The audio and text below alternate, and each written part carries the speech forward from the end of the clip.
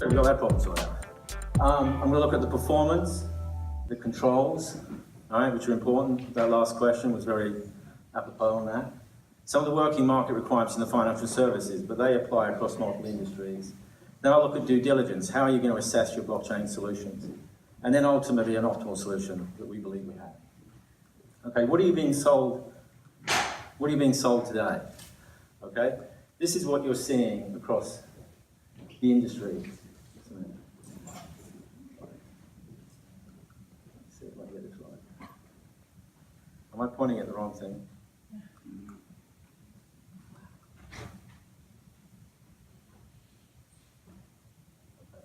So you're being sold this.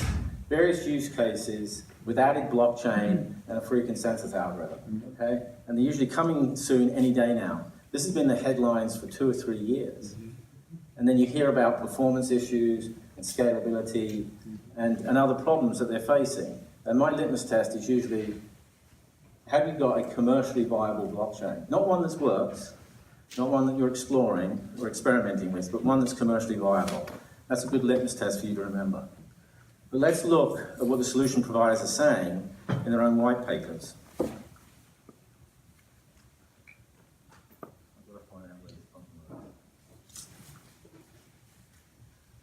Consensus algorithms remain an ongoing area of research and impact both throughput capacity and scalability. That's the digital assets group. We make a variety of choices and trade-offs that affect and ensure scalability. As most of the initial intended use cases do not involve very high levels of traffic, the reference implementation is not heavily optimized. That's R3. Scalability is a key outstanding question for distributed ledger solutions in capital markets, Ethereum. Fabric is a complex distributed system. Its performance depends on many parameters, and there's about 20 listed. Therefore, in-depth performance evaluation of Fabric is postponed for future work. That's Hyperledger. So why is this the case? Well, if we consider production engineering, financial operations are often referred to as the factories of banks. Okay, so who's this guy? Anyone know? Henry Ford, yes. Now, most people think he's famous for inventing the production line. He actually didn't. It was Mr. Olds of Oldsmobile fame. Okay? What Henry Ford did is he put the conveyor belt in. And the modern factory was all possible because of distributed power. There used to be windmills or water wheels or steam engines. Electricity allowed it to be spread out. So let's look at production engineering for some theory here. If you're building a car, and I used to build cars in my old days, you have the body, the interior trim, so the things go, exterior trim, and the powertrain. That's the thing that makes it go. Okay? If you want to increase the capacity by 4 times, you can do 4 times. Great for flexibility, maybe not so good for consistency, and very tough for these lines to communicate with each other. There's another way you can increase it by 4 times, and that's to have them 4 in a row and have people for specific rows. But now you have to buy on and buy off inventory. And believe me, if you don't track inventory in a factory, you will lose things.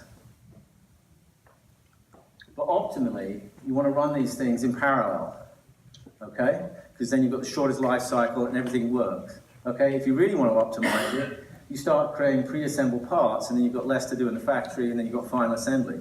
This is actually starting to look like one of the most highest efficiency processes in the financial services, which is high-frequency trading or algorithmic execution. Because what you have is a pre-production of market data in your execution algo, and then all you're doing is sending the order to the market with the risk management in parallel. And then the only thing left to do is get the order status. And I used to represent a floor broker. We could give direct market access. These guys are executing at thousands of transactions per second, reacting in milliseconds. So that's our litmus test for what a blockchain has to do in the financial services. If you look at the blockchains today, there's this initiate, agreement, you have to vote and organize, you have to vote on the blocks, you have to get consensus, then there's a validation process, usually with third parties, and then you finally get to update your ledger. This is a multi-step, multi-person process, which is never going to be efficient. There's your latency. It takes forever to get from end to end. Your capacity throughput is you've got a lot of things to do. You've got to get your transaction, you've got to transmit your transaction, you've got to vote, you've got to create a block, you've got to vote on that, you've got to update it, you've got to validate it. Your scalability is twofold. One is the big Bitcoin model of mixing transactions and balances together and having a continuous expanding memory. This is a real problem. If a blockchain is always going to get bigger and bigger and bigger, it's eventually going to become unwieldy. But that's not the only problem. You've got all these processes to do. So while you have a linear relationship between your participants and transactions, if you add in the voting, the consensus, the block creation, you're exponentially increasing the computational demands and the data transfer requirements. And that's why, I believe it was Mike Novogratz, the Bitcoin billionaire, said the problem with the designs today is that the bigger they get, the slower they get. And that's why. So how are we trying to solve for this? Well, there's variations, but most of the solutions are a combination of parallel processing and pre-chain assembly. You've got the main chain, and then depending on your solution of choice, you have Lightning Network, shards, clusters, channels, so all different names for breaking up the network. And they break it up into smaller pieces and have an aggregate capacity. The problem is if you want to go between one shard or channel and another, it suddenly slows down again. And you've got very limited controls in terms of the communication and reconciliation between these pieces. So you've got a divide and conquer strategy to get capacity, but you've sacrificed interoperability and ultimately latency if you really get big. But think about it. If you have to break something up to make it scalable, you're already admitting that it can't scale. But what are the solution providers? I mean, these are the guys that built this. Transitioning to a network with multiple operators makes approval from the associated regulatory bodies more challenging and potentially expands security vulnerabilities, digital assets. It's possible to increase scalability by bringing online additional notary clusters. However, additional transactions to move states from one notary to another would negate the benefit. That's in their white paper.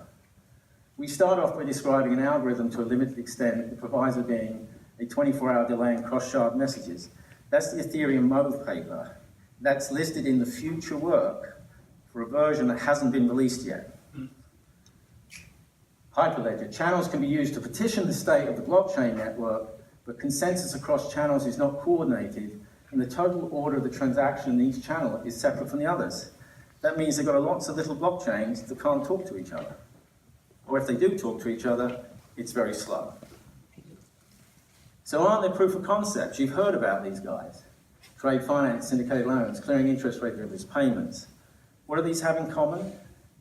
They're over the counter. It means the contract is only between the participating parties. They're unregistered securities, meaning again, the securities are defined by the contract. And they predominantly settle in payments, as well as being high latency and low capacity. So they're actually the simplest use cases. And people are chasing these because they need the least amount of power to support them. Now we're going to controls. So in operations, the first thing you learn is that you cannot protect yourself from collusion. You can deter it, you can make it hard and easy to identify. Think about Bitcoin. It's not impossible, you just need 51% of the computing power. Think of consensus algorithms. Not impossible, you just need a third. Okay, so things like perfection of assets, reconciliation, secure transfers, and the most important one, transition.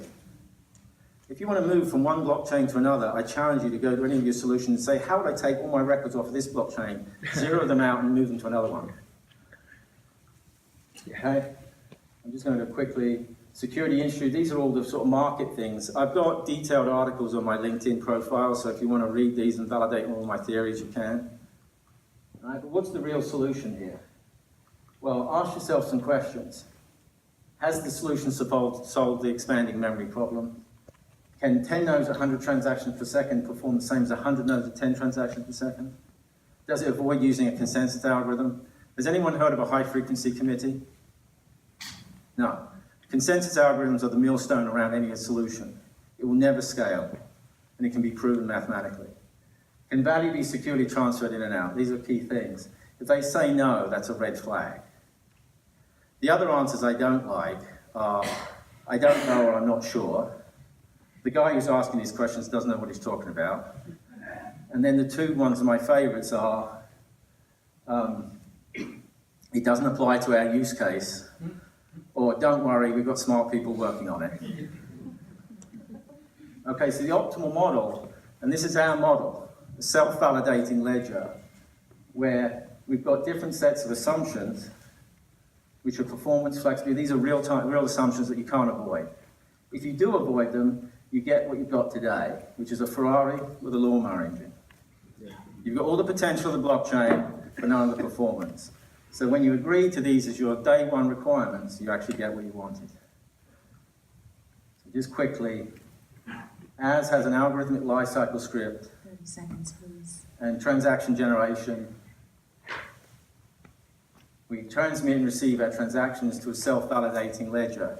You don't have to believe me. Google consistency without consensus, and you'll find conflict-free replicated data types. There's a theory behind it, although in their rudimentary form they don't work, but we believe we've got a solution.